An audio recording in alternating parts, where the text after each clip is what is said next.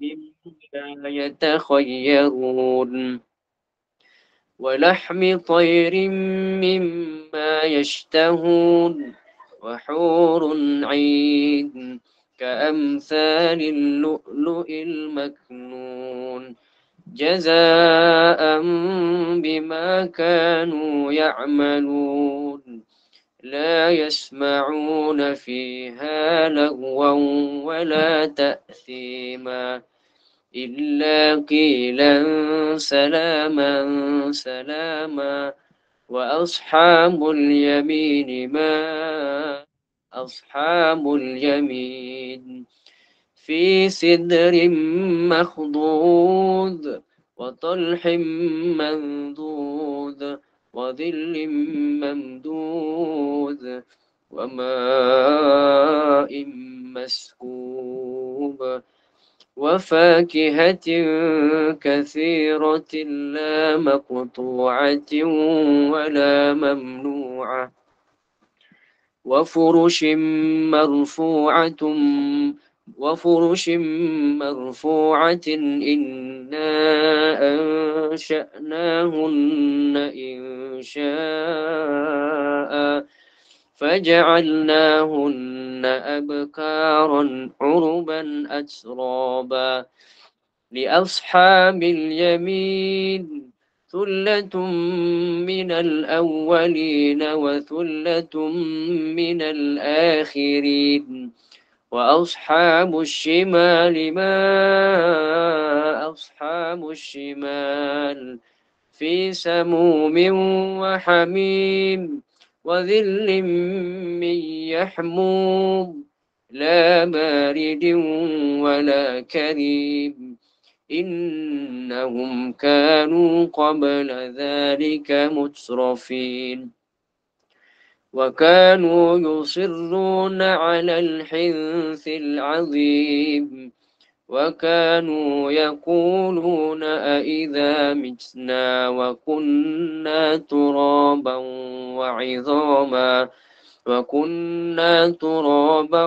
وعظاما أإنا لمبعوثون أو آباؤنا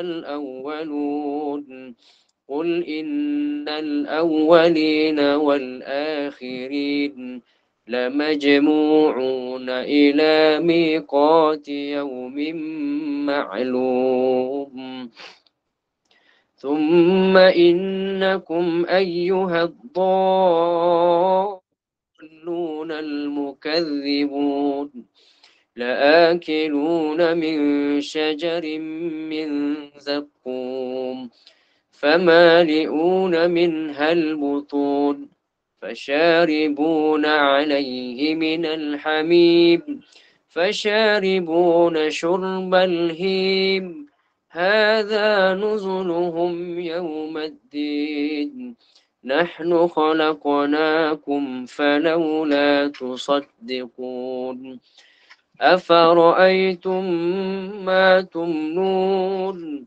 أأنتم تخلقونه أم نحن الخالقون نحن قدرنا بينكم الموت وما نحن بمسبوقين على أن نبدل أمثالكم وننشئكم فيما لا تعلمون ولقد علمتم النشأة الأولى فلولا تذكرون أفرأيتم ما تحرثون أأنتم تزرعونه أم نحن الزارعون لو نشاء لجعلناه حطاما فظلتم تفكهون إنا لمغرمون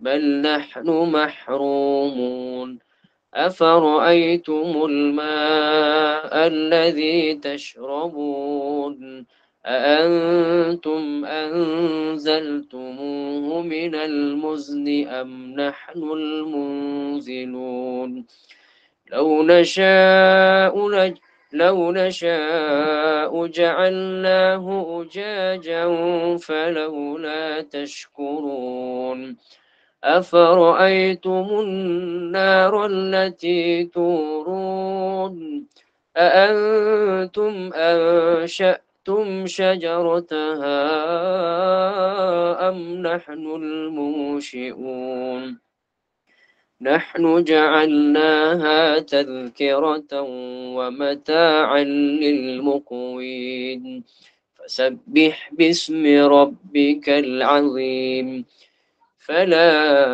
أقسم بمواقع النجوم وإنه لقسم لو تعلمون عظيم إنه لقرآن كريم في كتاب مكنون لا يمسه إلا المطهرون تنزيل من رب العالمين أفبهذا الحديث أنتم مدهنون وتجعلون رزقكم أنكم تكذبون فلولا إذا بلغت الحلقوم وأنتم حينئذ تنظرون ونحن أقرب إليه منكم ولكن لا تبصرون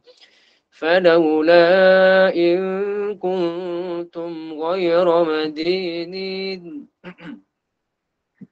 ترجعونها إن كنتم صادقين فأما إن كان من المقربين فروح وريحان وجنة نعيم وأما إن كان من أصحاب اليمين فسلام لك من أصحاب اليمين وأما إن كان من المكذبين الضالين فنزل من حميم وتصلية جحيم إن هذا لهو حق اليقين فسبح باسم ربك العظيم صدق الله العظيم السلام عليكم ورحمة الله تعالى وبركاته الحمد لله والصلاة والسلام على رسول الله وعلى آله وأصحابه أجمعين قال رب اشرح لي صدري ويسر لي أمري واحلل عقدة من لساني يفقه قولي ربنا افتح بيننا وبين قومنا بالحق وأنت خير الفاتحين حسبي الله ونعم الوكيل نعم المولى ونعم النصير ولا حول ولا قوة إلا بالله العلي العظيم.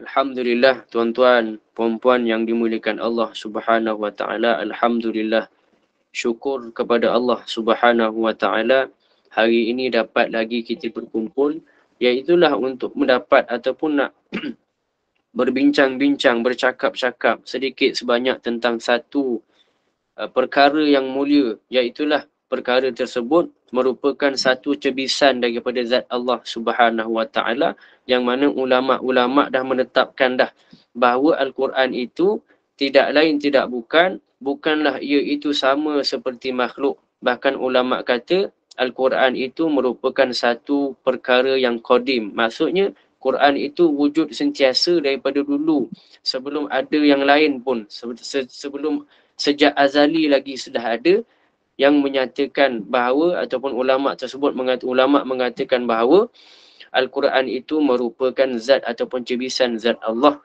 dan beliau ataupun makhluk ataupun ataupun Al-Quran itu bukanlah suatu makhluk. Jadi tuan-tuan yang dimuliakan Allah Subhanahu wa taala, Al-Quran ini sangat hebat dan apabila kita membicarakan tentang Al-Quran sahaja menyebabkan malaikat rahmah dah berlari-lari dah turun. Seperti mana kisah kalau dalam solat itu seorang sahabat Nabi SAW duk baca sami Allahu liman hamidah Rabbana lakal hamd hamdan katsiran thayyiban mubarakan fih, yang sebegitu pun telah menjadikan malaikat itu tak mampu dah nak tulis pahala dah.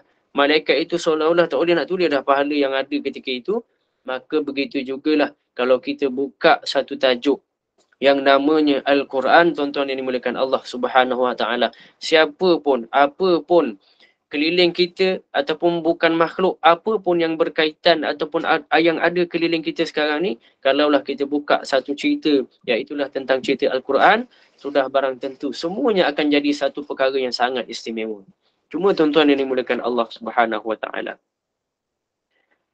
dalam bab Al-Quran ini, saya tak nak terus masuk Al-Quran lah, cakap-cakap pasal Al-Quran. Saya nak cerita dulu, Al-Quran ini dia ada satu persaingan, bukan persaingan, apa kita namakan, dia mesti ada satu pasangan dia. Apa dia tuan-tuan? Pasangan Quran itu adalah solat. Sebab itulah, setiap orang yang masuk Islam, wajib dan wajib untuk dia belajar Al-Quran. Lebih utama berbanding daripada belajar solat. Dek kerana solat itu boleh diikut-ikut. Kan Allahu Akbar, orang tu pun Allahu Akbar takbir sama-sama. Tapi Al-Quran, tuan-tuan berhormati Allah Subhanahu Wa Taala, Al-Quran itu tidak boleh ditiru-tiru bacaan. Orang baca bismillah, kita ikut bismillah. Orang baca alhamdulillah, kita baca alhamdulillahirabbil alamin, ar-rahmanir rahim, sekian-sekian begitu. Maka itu walaupun dikira membaca, tetapi ia tidak menepati syarat-syarat untuk menyebabkan seseorang itu solatnya itu sah. Kalaulah dia ada tenaga dan upaya untuk belajar membaca Al-Quran tersebut, tuan-tuan yang dimuliakan Allah. Melainkan kalau dia memang tak mampu ataupun dia baru nak belajar, so solat dia itu sah. Tuan-tuan yang dimuliakan Allah Subhanahu Wa Taala. Hati, kata ulama, hati itu, kalau hati itu belum tenang dan kita ada satu tanggapan bahawa keresahan hati itu hanya mampu dihilangkan dengan hiburan dunia, maka ketahuilah, kata ulama, bahawa individu tersebut sedang dijauhkan daripada Al-Quran. Ataupun makna ulama kata, makna dia apa? Al-Quran sedang menjauh ataupun meninggalkan dia, kata ulama.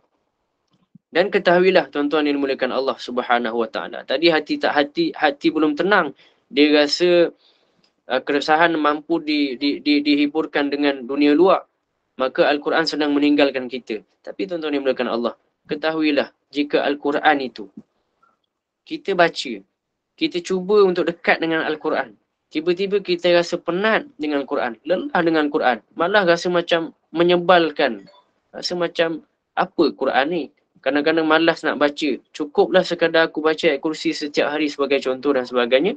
Ketahuilah tuan-tuan yang dimuliakan Allah, solat kamu, solat kita, solat saya belum lagi mendidik kita untuk jadi seorang yang sabar. Dan yang dimuliakan Allah Subhanahu Wa Taala. Sebab itulah solat dan Al-Quran ini sangat-sangat menjadi satu tarikan yang sangat kuat. Sebab apa tuan-tuan yang dimuliakan Allah? Sebab Al-Quran dan juga solat ini, dua perkara ini sahaja yang dituntut untuk di dalamnya ada khusyuk. Sehingga sepakat para ulama, kalau dalam solat itu, tuan-tuan yang dimuliakan Allah, bezalah khusyuk solat dengan khusyuk Quran ini. Cuma khusyuk dalam solat itu sehingga tahap tak boleh kita nak bergaru. Kata-kata ulama kan, sepakat ulama mazhab kata tidak boleh kita buat pergerakan yang besar lebih daripada 3 kali. Sebab apa tuan-tuan? Apakah punca pengamalan seperti itu? Khusyuk. Al-khusyuk, kata ulama. Khusyuk ini saya sebut dah sebelum ni. Kalau dalam solat, dalam kerangka sufi, dalam kerangka adab, dalam hukum fiqh, tapi dalam kerangka adab itu, siapa pun yang solatnya tidak khusyuk walaupun sedetik, maka kata ulama, maka kata mazhab Asy-Syafi'i, solatnya itu terbatal. Seperti mana kata Nabi SAW, irji' fa innaka lam tusalli. Solat balik, kau tak solat pun, kata Nabi SAW. Cuma apa itu khusyuk? Kenapa kita nak cerita khusyuk tuan-tuan sebelum kita masuk Al-Quran? Sebab kita nak tahu dulu perasaan kita ni. Kita nak didik dulu perasaan kita. Supaya bila kita baca Quran nanti, kita dah dengar kisah-kisah kehebatan Quran, kita rasa betul nak baca Quran. Kita rasa betul yang kita sedang bercakap dengan Allah Subhanahu Wa Taala. Jangan duk macam walaupun boleh berlakon-lakon, walaupun perlu untuk kita berlakon-lakon, menangis, berlakon-lakon untuk rasa gerun dan sebagainya. Tapi apalah kiranya kalau kita tahu, faham dulu khusyuk itu apa. Tuan-tuan yang dimuliakan Allah Subhanahu Wa Taala. Dan kalau dalam hukum fiqh itu, khusyuk ni apa tuan-tuan? Khusyuk ini kalau dalam hukum fiqh, kalau kita tengok dalam satu bab, iaitulah memejamkan mata dalam solat. Dalam mana-mana mazhab, dalam 4 mazhab sepakat, apabila kita memejamkan mata ketika solat, maka makruh. Tuan-tuan, kenapa makruh? Sedangkan kita nak mencari khusyuk. Kenapa tuan-tuan dimulakan Allah SWT? Sebab khusyuk bukan pejam mata. Khusyuk itu bukan memandang ataupun membayangkan ayat Al-Quran. Tidak tuan-tuan. Sallu kama ra'aitumuni usolli, kata Nabi SAW. Solat macam mana Rasulullah solat. Apa yang Rasulullah buat? Apa yang Rasulullah nak khusyuk? Apa kekhusyukan Rasulullah SAW itu tuan-tuan? Khusyuk itu adalah ketika mana kita merasakan Allah itu melihat kita. Solat tuan-tuan, dia sama macam, tuan-tuan perasan tak kalau kita jumpa sultan ataupun siapa-siapalah menteri besar atau sebagainya, kita punya gerun tu, perasaan gerun tu macam mana? Ini saya nak sebut ni, kena ada pada Quran dan juga solat. Sebab dua ni dia seiring, perlu ada pada dua-dua. Perasan tak kalau kita jumpa sultan lah terutamanya, gerun dia macam, gerun yang terlampau. Bukan saya nak suruh sampai sejuk tangan, tidak. Perasaan gerun tu, dia macam ada satu, macam apa, bulu roma meremang begitu tuan-tuan yang dimulakan Allah Subhanahu Wa Taala. Sebab kita datang tu sampai tahap kita jadi macam, bukan jadi diri kita. Bukan jadi diri kita. Kita jadi baik, kita jadi perkataan kita tu tersusun sangat. Sebab sultan tu ada protokol yang jadikan kita ni takut dengan protokol dan takut tersilap dengan sultan tu. Tapi kenapa kita tak gerun dengan protokol Allah Subhanahu Wa Taala? Sampai tahap protokol istana tu kita boleh hafal, sebut muka surat berapa kesalahan tersebut. Tapi apabila ditanya tentang bab syarat sah solat sebagai contoh, apakah yang boleh menenangkan hati kita dalam Quran sebagai contoh? Ramai sangat tak boleh nak jawab dah tuan-tuan yang dimuliakan Allah Subhanahu Wa Taala. Seolah-olah Quran itu bukan Quran yang lari daripada kita. Kita yang cuba tolak Quran. Quran nak dekat, kita tolak. Tak payah hafal dan sebagainya. Paling tidak tahu sikit pun jadilah. Sebagai contoh alif lam mim zalikal kitabul la raiba fih. Hari-hari kita baca. Apa makna dia tuan-tuan yang dimuliakan Allah? Tak boleh nak maknakan pun. Sebab apa? Sebab kita tak pernah tahu makna khusyuk yang sebenar. Khusyuk itu merasakan Allah di depan kita. Sepatutnya apabila merasakan sebegitu, maka akan datang rasa untuk ada masa untuk tadabbur. Paling kurang ayat yang hari-hari kita baca. Kita akan ada satu ayat yang kita suka. Kan? Kalau ada imam tu, dia baca surah Ar-Rahman sebagai contoh. Patutnya dia kena faham Ar-Rahman apa yang dia baca. Apa yang perlu ditadabbur dan sebagainya dalam ayat tersebut. Tapi bacaan tetap bacaan dan lagu hanya lagu sekarang ni, tidak lagi dijadikan sebagai tadabbur dan sebagainya, tuan-tuan yang dimuliakan Allah Subhanahu Wa Taala. Sedangkan solat itu salah satu tempat untuk Allah jadikan, supaya kita jadikan solat itu tempat meluahkan perasaan. Seperti mana kita meluahkan perasaan pada Datuk Bandar kalau ada masalah. Datuk, bas tu sekian. Datuk, jalan motor tu teruk sangat dah, ada akar tumbuh. Melompat saya naik motor. Yang komplain, kita yang komplain ni sebenarnya komplain kita tu untuk keselesaan kita secara peribadi. Tapi kita saja selitkan untuk kegunaan awam sebagai penyebab saja.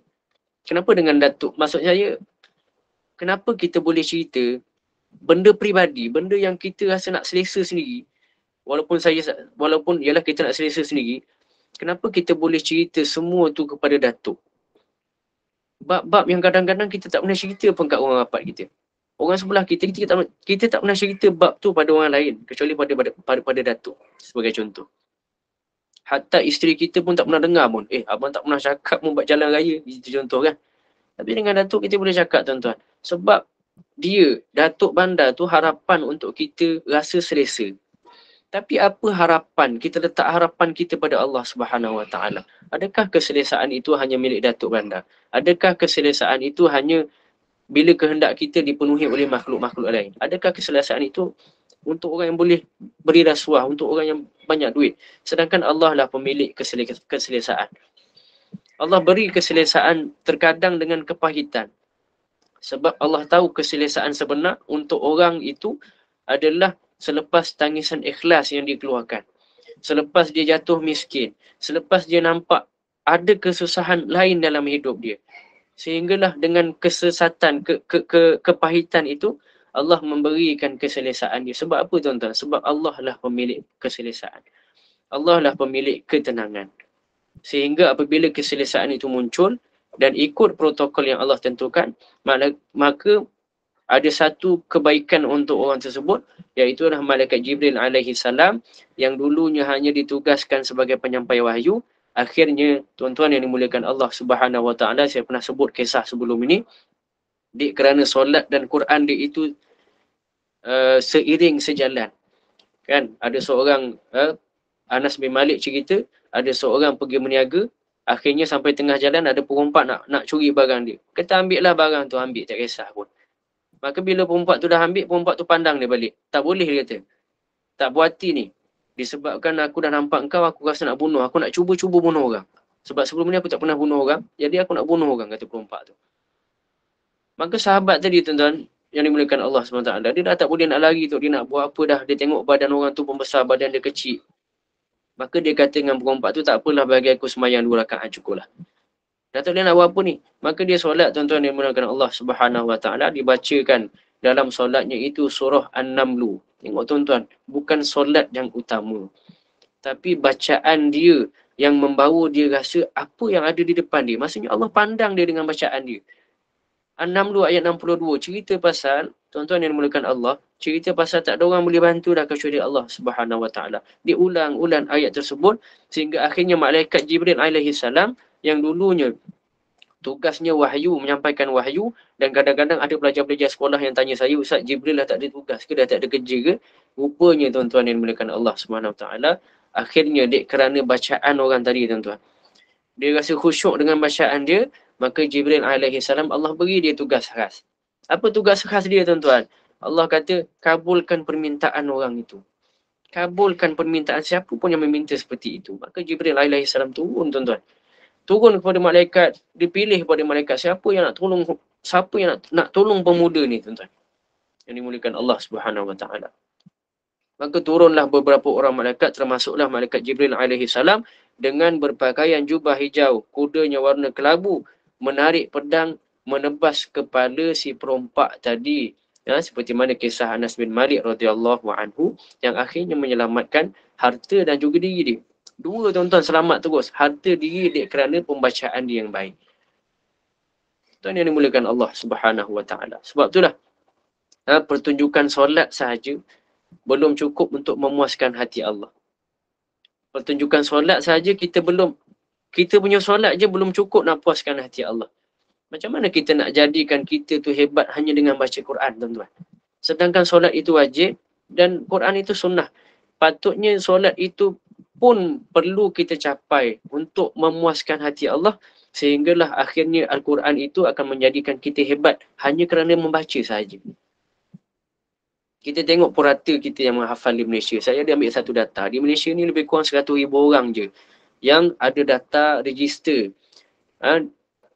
menghafaz Al-Quran. 100,000 orang. Kita ada 30 juta. Ada 100,000 orang. Berapa persen, tuan-tuan? Kalau dalam tabung haji tu kita simpan 1 juta, kita ambil keuntungan tabung haji sekarang 4%. Kita dah boleh dapat lebih kurang 40,000 setahun.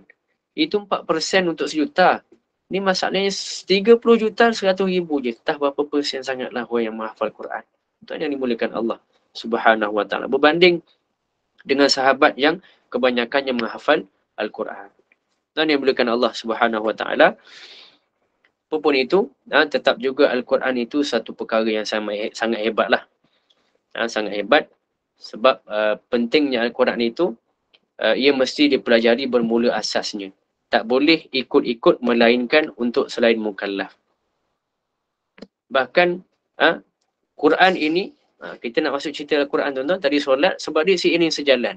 Kena betulkan solat, kena betulkan Al-Quran. Betulkan dua-dua, barulah kita akan dapat satu bom, satu letupan yang sangat hebat di mata Allah Subhanahu wa Ta'ala. Sebab apa? Al-Quran ni dia sangat hebat, sangat-sangat. Siapa pun yang terkena cebisan Al-Quran, dia akan jadi sangat hebat. Al-Quran turun kepada malaikat. Saya sebut dah cerita sebelum ni. Al-Quran itu dibawa turun oleh malaikat Jibril alaihi salam.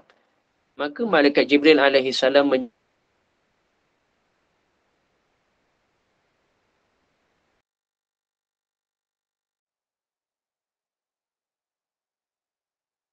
Assalamualaikum Ustaz. Tiba-tiba suara hilang. InsyaAllah kita tunggu sekejap, mungkin kejap lagi Ustaz masuk balik ke. Line Ustaz tak berapa bagus nampaknya. Dia boleh dapat lagan tu Ustaz. Takut Ustaz tak perasan je. Opah mungkin boleh call kejap lagi kan jadi macam Ustaz, Ustaz Zaidi dah baca tahlil dah padahal Yasin pun belum habis.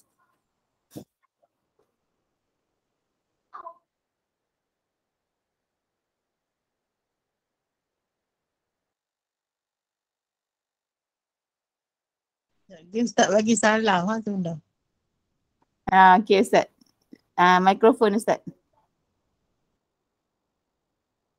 Tak dengar. Mikrofon Ustaz tak on. khairukum man ta'allama al-Qur'ana wa 'allama. Minta maaf banyak. Okey baik. Kalau turun pada individu, khairukum man ta'allama al-Qur'ana wa 'allama. Siapa pun yang turun pada dia Al-Quran, maka kata Nabi, kata Allah Subhanahu, kata Nabi sallallahu alaihi wasallam, orang yang terbaik di kalangan yang terbaik adalah khairukum man ta'allama al-Quran. Siapa yang mengajarkan Al-Quran dan mengajarkannya. Bahkan ada ulama kata ia adalah lebih baik tingkatannya lebih daripada orang bertakwa. Tuan-tuan yang dimuliakan Allah Subhanahu wa Ta'ala, tapi ada orang kata tak mampu Ustaz. Saya tak mampu nak ngajar untuk jadi orang yang hebat seperti itu. Maksudnya jadi macam malaikat, jadi penghulu. Jadi macam Nabi, jadi penghulu. Jadi macam malam Lailatul Qadar, jadi penghulu. Tak mampu Ustaz. Rupanya ada yang satu lagi yang Allah beri kelebihan kepada orang yang ada cebisan Al-Quran pada dia. Man qara'a ayatul kursi ba'da salati duburan fi kulli salati. Kata Nabi SAW. Laisa bainahu wa baina jannati illa ayyamut, kata Nabi SAW. Tuan-tuan, siapa pun yang membaca ayatul kursi ba'da salati, selepas daripada solatnya secara istiqamah, fi kulli salati, setiap solat dia baca ayat kursi.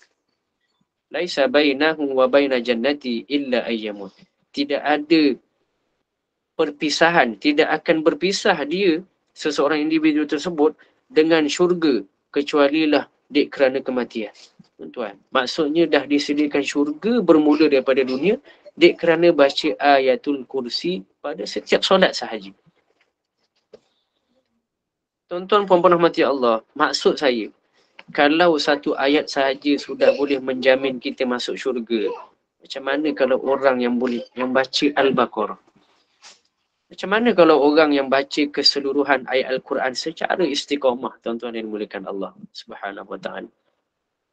Bahkan Al-Quran itu satu-satunya perkara yang mendatangkan pahala. Apa pun yang dibuat padanya selagi tak dihinakan Al-Quran itu. Bahkan kata ulama, Al-Quran ini seperti mana selawat.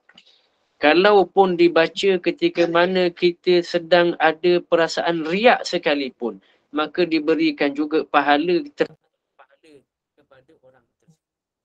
Mana dimuliakan Allah Subhanahu.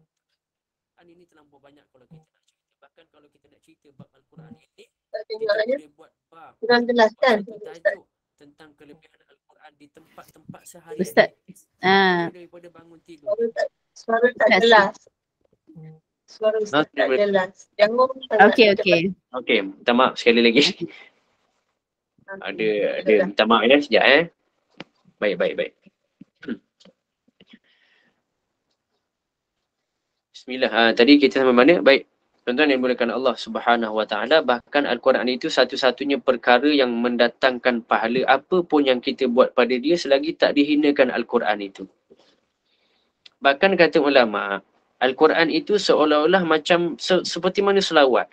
Kalaupun kita selawat ataupun membaca Al-Quran dalam keadaan kita sedang riak sekalipun, kata Nabi ataupun kata ulama, kata ulama, maka orang tersebut tetap juga diberikan pahala yang penuh kepada beliau, kepada mereka itu. Bahkan kalau kita nak cerita Quran ini tuan-tuan, kita boleh buat tajuk kelebihan Al-Quran setiap di tempat harian kita. Mula dengan pandangan kita kepada Al-Quran, dengar Al-Quran, baca Al-Quran, rindu Al-Quran, nangis sebab baca Al-Quan, tadabbur, hafal Al-Quran, angkat tangan kepada Al-Quran, tidak meletakkan di tempat yang tidak sepatutnya pada Al-Quran, semuanya akan mendatangkan pahala. Apa pun tuan-tuan yang dimuliakan Allah Subhanahu Wa Taala. Cuba tuan-tuan beri satu barang yang dapat memberikan pahala dan manfaat akhirat sentiasa dalam dunia kita ni. Pandangan kita pada beliau adalah pahala. Dengar benda tersebut pahala. Apa sahaja yang kita buat sampai tahap ulama kata angkat tangan pada Al-Quran, angkat tangan pada Al-Quran pun mendatangkan pahala. Sehingga tuan-tuan yang dimuliakan Allah Subhanahu Wa Taala, angkat tangan itu dikiaskan kepada Kaabah tuan-tuan. Kaabah itu bila diangkat tangan pada Kaabah itu, kita akan mendapat satu pahala lah, pahala sunnah. Seperti mana Nabi SAW buat. Dikiaskan kepada Al-Quran. Maknanya Kaabah itu sehingga tahap disamakan tarafnya dengan Al-Quran. Kerana angkat saja sudah mendapat pahala. Beri satu barang yang boleh memberi pahala seperti itu tuan-tuan. Sehingga tuan-tuan, kalau kita ada niat rindu, ya Allah lamanya tak baca Al-Quran, merindui pun sudah mendatangkan pahala kepada siapa yang merindui Al-Quran tuan-tuan.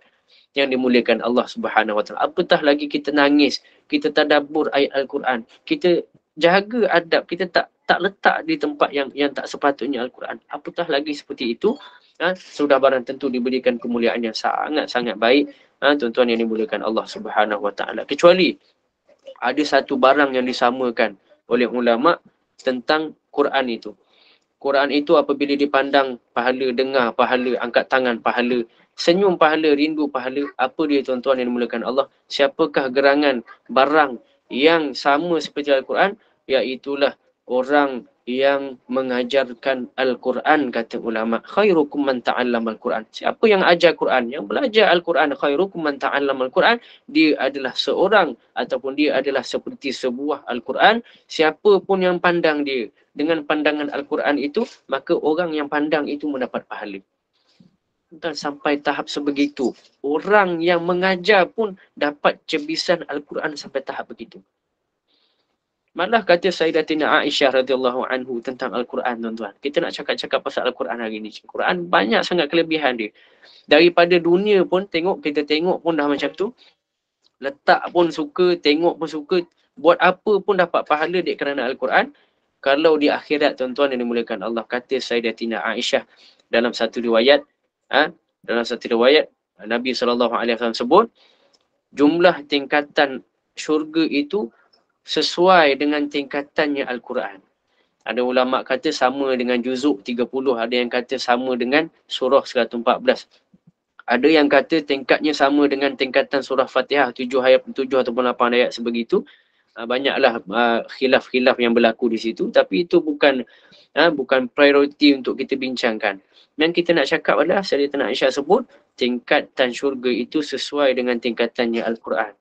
Oleh sebab itu kata Nabi SAW yang disampaikan oleh Sayyidatina Aisyah radhiyallahu anha, katanya oleh sebab itu tak ada orang yang lebih tinggi di syurga nanti melainkan ahlul Quran, kata Sayyidatina Aisyah. Sampai diteruskan hadis itu, kata Sayyidatina Aisyah, nanti masuk syurga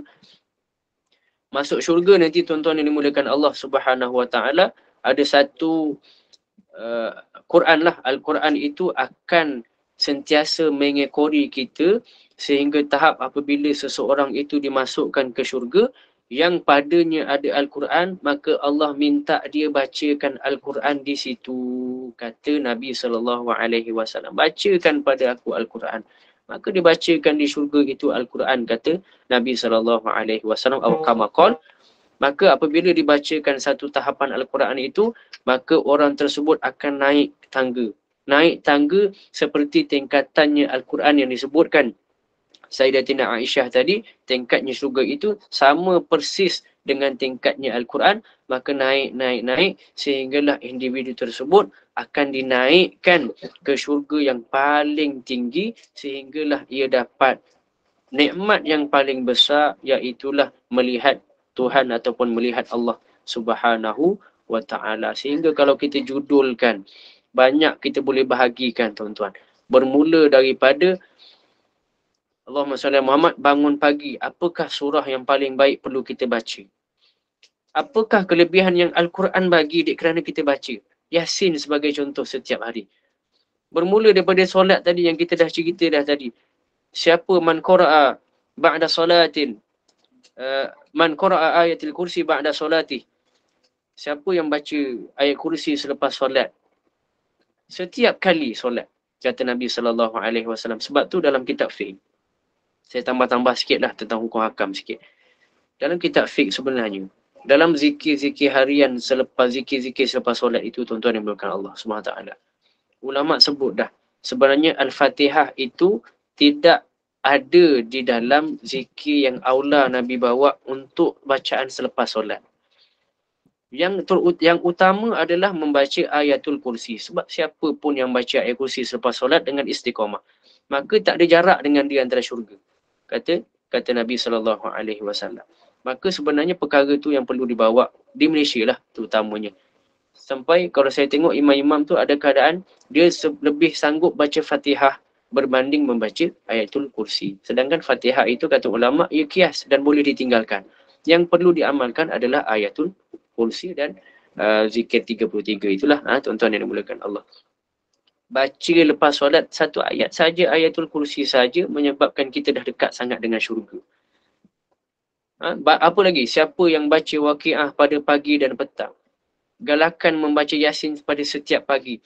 Siapa yang baca surah Al-Kahfi pada setiap hari Jumaat, kata Nabi SAW, maka pada malam Jumaat, kata Nabi SAW, maka dipancarkan padanya cahaya sejauh antara dirinya dan Baitul Atiq, rumah lama, kata Nabi SAW, rumah tua, kata Nabi SAW.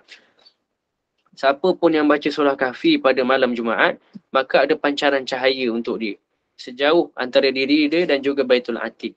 Baitul Atiq tu Kaabah lah tuan-tuan. Dalam bahasa kita tu Kaabah lah. Maksudnya ada satu pancaran cahaya kepada Kaabah. Apa makna dia tuan-tuan? Kita seolah-olah terhubung terus dengan Allah Subhanahu wa ta'ala. Sebab tu pentingnya baca-baca surah Kahfi ni lah. Kahfi dan sebagainya. Dan perkara tersebut Quran lah. Allah tunjuk satu-satu. Surah ini. Kadang-kadang ada satu ayat je yang boleh menyebabkan kita rasa tenang. Kita dah cerita dah sebelum ni. La tahzan innallaha ma'ana. Rupanya ayat itu sangat membantu kita dalam menenangkan diri kita dalam ketika stres. Tuan-tuan yang dimuliakan Allah. Tapi kita tak pandang Al-Quran ataupun kita tak perasan Al-Quran itu di depan kita, kerana kita tak rasa pun Al-Quran itu mulia. Kita tak rasa pun Al-Quran itu penting. Kerana yang pertama tadi tuan-tuan yang dimuliakan Allah Subhanahu Wa Taala, solat dan al-khusyuk kita tak faham dan kita tak tepati protokol yang sebenar dalam dua perkara tersebut. Belum lagi kita buka tajuk yang banyak lagi lah. Belum lagi kita buka tajuk bagi penghafaz Al-Quran. Yang siapa menghafaz Al-Quran, ini lebih-lebih lagi lah, maka akan dipakaikan mahkota pada ibu bapanya. Maksudnya apa tuan-tuan yang dimuliakan Allah? Dia yang menghafal Quran, tapi kerana cebisan nur, seperti mana surah Kahfi tadi, ada satu cebisan cahaya yang daripada Quran itu menghubungkan dia dengan Allah, menyebabkan rahmat Allah itu pecah, lembik, ataupun kita panggil apa? Luntur rahmat Allah itu kepada diri seseorang yang menghafaz Quran itu, sehingga Allah bagi satu keistimewaan untuk rasa kesian itu sampai, rasa kasih sayang Allah itu sampai bertempias kepada ibu bapa dia. Dipakaikan mahkota, dipakaikan baju seperti mana baju puteri raja, kata ulama mensyarahkan hadis tersebut sallallahu alaihi wasallam, sehingga kata ulama maknanya adalah kedua ibu bapanya itu akan ditarik masuk ke syurga. Sehinggalah kalau ibu bapa itu tidak berbuat selagi ibu bapa tersebut tidak membuat sesuatu perkara yang syirik. Tuan yang dimuliakan Allah Subhanahu Wa Taala. Belum lagi kita cerita Al-Quran itu sendiri. Huruf dia, setiap huruf dapat kebaikan. Belum kita cerita lagi bab Al-Quran temankan kita ketika sakaratul maut. Kan datang bayang-bayang syaitan dan semuanya untuk mengkaburi ataupun untuk menyebabkan kita mati dalam kematian. Maka Al-Quran yang teman kita itu yang akan tepis semua perkara yang datang tu, tuan-tuan yang dimuliakan Allah. Teman kalau ada mungkar nakir datang. Sampai tahap Al-Quran itu jadi seorang pemuda, tuan-tuan. Seorang pemuda macam mana? Sampai tahap malaikat mungkar nakir tu yang asalnya dia hanya berdiri sahaja untuk bertanya soalan. Apabila dia dalam kubur, apabila seseorang itu datang dengan surah Al-Mulk, datang dengan Al-Quran itu, tuan-tuan yang dimuliakan Allah Subhanahu Wa Taala, maka ketika itu mungkar nakir itu sampai terpaksa menundukkan wajah. Maksudnya wajah mungkar nakir itu, mungkar dan nakir itu terpaksa menundukkan wajah ataupun berdepankan wajah dia dengan individu yang dah mati tersebut kerana ada halangan. Tapi dah sampai depan muka pun, tuan-tuan yang dimuliakan Allah SWT, ada satu sahabat yang namanya Al-Quran. Ada satu sahabat yang namanya Al-Mulk yang akan menghalang soalan, yang akan menghalang kita daripada disoal oleh mungkar nakir, yang akhirnya terlepaslah kita daripada azab kubur. Banyak lagi kalau kita bangkit mahsyar, duduk sama-sama dengan Al-Quran. Sebab Al-Quran tu sentiasa damping bantu kita sehinggalah nanti akan jadi orang yang dapat perlindungan ketika mana tiada perlindungan selain daripada perlindungan Allah Subhanahu Wa Taala. Seperti halnya kisah Sayyidatina Aisyah yang kata Nabi SAW yang akan dibangkitkan nanti dalam keadaan berpakaian, sedangkan yang lain itu akan dibangkitkan tidak berpakaian. Tuan yang dimuliakan Allah. Quran, tuan-tuan. Quran. Semua Quran. Bahkan ketika mana hisab pun Al-Quran akan temankan. Lalu titian sirat pun masih berkenan Quran itu untuk temani kita, untuk beratkan timbangan kita. Melompat-lompat di sebelah kanan untuk memberatkan timbangan kita, kata ulama' seolah-olah sebegitu. Sebab Al-Quran itu duk rasa sayang sangat dengan kita. Sehinggalah masuk syurga pun seperti yang kita cerita tadi, Al-Quran masih lagi mengiringi kita supaya akhirnya orang yang ada Al-Quran itu akhirnya nanti sampai ke tujuan yang paling tinggi. Sebab apa, tuan-tuan yang dimulakan Allah Subhanahu Wa Taala? Sebab cebisan Al-Quran. Siapa pun dalam dia ada Al-Quran, siapa pun pada dia ada Al-Quran, walaupun bukan seorang penghafaz Al-Quran, maka dia akan dapat tujuan yang sebegitu. Syaratnya satu sahaja, iaitulah untuk Al-Quran itu jadi teman kita di mana bahagian akhirat ataupun dunia kelak. Tuan-tuan yang dimulakan Allah, perlulah untuk kita menjadikan dulu Al-Quran itu teman kita di dunia. Syaratnya satu sahaja, untuk Al-Quran itu jadi teman kita di mana-mana bahagian akhirat nanti, maka perlu kita jadikan, wajib untuk kita jadikan Al-Quran itu teman kita di dunia. Abu Abdurrahman Abdullah As-Sulami, sahabat tabi'in lah.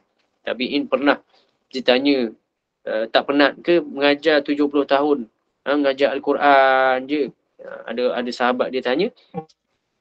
Sehingga soalan dia adalah, apakah yang menyebabkan kau sabar selama 70 tahun duk mengajar Quran je, tak nak cari kerja lain yang lebih kaya? Maka kata Abu Abdurrahman Abdullah As-Sulami, katanya beliau, sebab ada hadis yang sebut khairukum man ta'allama al-Qur'ana wa 'allamah. Sebab ada hadis tersebut, maka aku nak jadi manusia yang terbaik di pandangan Nabi SAW. Banyaklah sahabat-sahabat lain, Jabir sebagai contoh, sahabat Nabi SAW yang asalnya hamba, kemudian menjadi orang yang ternama dan hebat dia kerana menghafaz dan membantu dalam penulisan Al-Quran. Kalau tengok mukjizat Al-Quran pun, berapa ramai orang yang buta boleh hafal Al-Quran.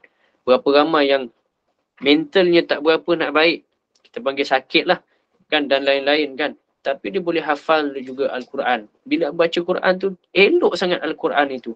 Cuba cari satu pembacaan lain yang boleh dihafal seperti mana Al-Quran, seperti yang kita tunjukkan tadi. Seperti mana orang buta boleh hafal sekian-sekian begitu, tuan-tuan yang dimuliakan Allah. Tidak ada melainkan Al-Quran Dan kalaulah orang yang sakit itu menghafal Al-Quran, tuan-tuan yang dimuliakan Allah, sudah barang pasti ditambah lagi kerja malaikat Jibril alaihi salam. Kata Nabi SAW.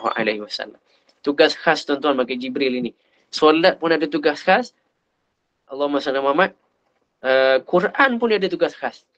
Maka apabila ada orang yang menghafal Al-Quran, ada orang yang khairukum man ta'allama Al-Quran, cuba mengajar Al-Quran, cuba belajar Al-Quran, maka golongan-golongan ini tuan-tuan, Allah akan pandang dia sampai panggil malaikat Jibril alaihi salam. Jibril sekejap. Kau tengok hamba aku tu. Aku ni rasa suka sangat kata Allah SWT dalam satu hadis kudusi. Aku ni suka sangat tengok hamba aku tu. Dah suka sangat dengan dia dah. Dek kerana cebisan tu tuan-tuan, nur ni, nur Al-Quran, dia ada satu sambungan dengan Allah terus. Zat Allah bersambung, dia cebisan. Jadi bila dia bersambung dengan Allah, Al-Quran itu sendiri yang akan memanfaatkan diri dia untuk menyebabkan kita disayangi oleh Allah. Akhirnya Allah kata Jibril, aku sayang orang tu. Jadi aku perintahkan kau Jibril, wahai Jibril AS, kau pun kena sayang dia. Maka Jibril AS terus mencintai orang tersebut. Turunlah rahmat. Jibril tak puas hati tuan-tuan. Jibril tak puas hati. Apa dia buat tuan-tuan? Dia turun ke langit bawah. Dia jumpa semua para malaikat. Wahai malaikat, meh sini semua. Aku dan juga Allah. Allah dan juga aku. Sangat suka dengan orang individu tersebut, kata malaikat Jibril kepada malaikat lain. Maka Allah perintahkan aku untuk suka, maka aku perintahkan kamu semua ni untuk suka juga orang tersebut. Malaikat pula bergegar waktu itu langit, dek kerana suka orang tersebut. Ini Quran tuan-tuan. Quran dengan solat je yang dapat begini. Yang akhirnya, malaikat-malaikat ni duk kerana suka sangat, maka dia turun ke bumi, dia kerana sayang dengan orang tersebut, turun ke bumi, dia sebarkan pada semua makhluk yang mati ni tuan-tuan. Tanah, rumput, semua makhluk. Dengar baik-baik ni. Aku ni, kami semua ni dah sayang dengan individu ni. Korang semua pun kena sayang dengan dia. Sebab itulah bila dah semua sayang, tuan-tuan yang dimuliakan Allah. Dengan syarat semua tadi khusyuk kita dapat solat dengan Quran itu seiring tuan-tuan. Bila dah sayang tu, kita akan dapat satu manfaat yang kita tak boleh nak cerita. Tengah-tengah tak ada duit, tiba-tiba Allah beri duit. Tengah-tengah rasa stres, tiba-tiba orang lain stres, kita boleh tak stres. Seperti halnya wali-wali lah, ataupun seperti halnya Hasan Al-Basri, sehingga boleh solat di atas angin. Apa tu tuan-tuan? Nak menunjukkan bahawa makhluk dah sangat sayang kat dia sehingga boleh ikut perintah dia dah. Tapi kita tak adalah sampai nak cari begitu. Cuma kita nak cari kesayangan. Semua makhluk suka kita kerana Quran dan solat saja tuan-tuan. Yang dimuliakan Allah Subhanahu wa ta'ala. Sehinggalah Quran itu sendiri, kata Allah, kata Nabi SAW, Man qara'a harfan min kitabillah, kata Nabi SAW, falahu ajrun, ataupun falahu hasanah. Siapa yang membaca Al-Quran, walaupun satu huruf, maka padanya satu hasanat, satu kebaikan. Kebaikan ni ulama kata bukan sekadar pahala lah. Kebaikan tu maksudnya rahmat Allah sekali, ataupun yang tadi itulah malaikat datang sekali dan sebagainya. Satu tuan-tuan. Tapi Nabi sambung SAW, Al-Hasanat. Ni kita buat Quran. Quran tu sendiri, buku Quran. Al-Hasanatu bi'ashri amthaliha. Tapi kata Nabi SAW, satu pahala tadi tu, satu huruf, satu pahala, satu kebaikan, kata Nabi SAW. Tapi satu kebaikan tuan-tuan, kata Nabi SAW, Al-Hasanat bi'ashri amthaliha. Kemudian kebaikan yang satu itu akan didatangkan oleh Allah Subhanahu wa ta'ala berganda dengan 10. Maksudnya dikalikan dengan 10 pula. Jadi maknanya satu huruf sahaja dah 10 pahala. Baca Bismillahirrahmanirrahim sudah 190 kali pahala. Kiralah tuan-tuan. Baca Fatihah sudah mencapai 1560 pahala. Itu sekali baca. Kalau kita baca satu, kita baca dalam solat.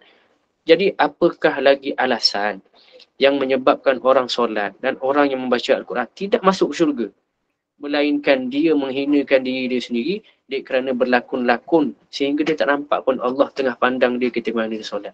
Tuan-tuan yang dimuliakan Allah Subhanahu Wa Taala. Itu kalau membaca Fatihah. Apatah lagi kalau dia menghafaz Al-Quran, maka itu adalah babil aula, itu adalah pintu yang paling utama, menghafaz Al-Quran, mengajar, mentadabbur, yang akhirnya boleh menangis kerana dengar sahaja tentang Al-Quran. Baca ayat Quran, wa dzakarallahu fi man indah. Allah ingat, Allah sayang orang tu tadi tu. Fi man indah, siapa yang duduk dalam Al-Quran, kata Allah. wa zakarallahu fi man indah. Baca-baca dia rasa macam ni aku ni suka sangat sampai menangis tuan-tuan yang digunakan Allah Subhanahu wa taala. Hadza min babil aula, kata ulama, itulah yang terbaik, yang akhirnya Allah memang golongkan dia terus dalam orang yang ada cebisan-cebisan Al-Quran. Sebab itulah hari ini kita dikumpulkan dalam grup kelab pencinta Al-Quran, yang moga-moga kelab ini membangkitkan rasa nak membaca Al-Quran, membangkitkan rasa kita nak duduk dalam golongan yang ada Al-Quran dalam diri kita, yang sedikit sebanyak mungkinlah ada cebisan-cebisan. Yang cebisan nur tu tadi, kata Nabi SAW, baca, nur itu boleh sampai ke Kaabah. Rupanya dalam Kaabah itu, nur itu, pancaran itu adalah hubungan kita dengan Allah secara terus, yang kita tak perasan pun hubungan itu kita telah bina. Allah yang bina, Allah yang sambungkan. Allah sambung, maknanya Allah nak ajak kita berkawan. Kadang-kadang kita tak perasan, tapi sudah barang pasti apabila bersambung sebegitu, tuan-tuan yang mulakan Allah Subhanahu wa taala, Allah akan jaga kita daripada segala macam maksiat dan sebagainya, supaya kita itu duduk sentiasa di atas fitrah. Inna salati wa nusuki wa mahyaya wa mamati lillahi rabbil alamin. Itulah kata-kata Nabi Ibrahim alaihi salam. Walaupun orang ini disuka unik, orang ini disuka perkara yang berbeza, tetap juga fitrah itu tak boleh buat lari, tuan-tuan. Dia tengok Quran, dia pasti akan tenang. Fitrah, tuan-tuan. Dia tengok orang yang pakai cantik-cantik, maksudnya orang yang pakai labu-labu, mata orang ni akan pasti tenang. Walaupun dia kata dia tak suka pakai labu-labu, tetap juga itu namanya fitrah. Maka kembalikan fitrah kita. Elakkan fitrah yang sebenar, fitrah Al-Quran ini, fitrah-fitrah keislaman ini, dialihkan untuk menjadi seorang yang unik. Sedangkan unik itu bukanlah unik yang diridai oleh Allah Subhanahu wa ta'ala. Itu saja untuk hari ini. Minta maaf ambil masa lebih sikit dan masuk lambat sikit. Jadi kasar bahasa apa semua, terlebih kata mohon dimaafkanlah, apalah kiranya. Wallahu a'lam. Aqulu qawli hadza wa astaghfirullahal azim li wa lakum. Baik, Alhamdulillah, syukran jazilan kasiran diucapkan kepada Al-Fadhil Ustaz Nazim di atas pimpinan bacaan Suratul Waqi'ah dan juga tazkirah yang diberikan. Alhamdulillah, jangan lupa semua untuk kita sama-sama mengamalkan ayatul kursi setiap kali selepas solat. Semoga kita semua menjadi ahli Al-Quran dan juga semoga Al-Quran ini juga dapat menyelamatkan kita daripada azab api neraka Allah Subhanahu wa taala. InsyaAllah, terima kasih Ustaz, terima kasih juga kepada semua jemaah yang hadir pada hari ini. InsyaAllah semoga beroleh manfaat bersama. Sebelum kita berakhir, saya sekali lagi menjemput Al-Fadhil Ustaz untuk sama-sama kita tangguhkan dengan majlis kita dengan tasbih kafarah dan juga suratul Asr. A'udzubillahi minasyaitonirrajim. Bismillahirrahmanirrahim. Allahumma inna nastaudi'uka ma 'allamtani farduhu ilaina inda hayatina wa la tansani ya rabbal alamin. اللهم اغفر لنا ذنوبنا ولوالدينا وارحمهم كما ربونا صغارا. اللهم أعنا على ذكرك وشكرك وحسن عبادتك. وصلى الله على سيدنا محمد وعلى آله وصحبه وسلم. الحمد لله رب العالمين. تسبيح كفارة وسورة العصر. سبحان الله.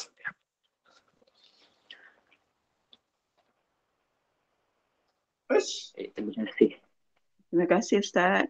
Sama-sama. Terima kasih. Terima kasih Ustaz. Terima kasih. Assalamualaikum. Terima kasih Opa. Terima kasih Ustaz.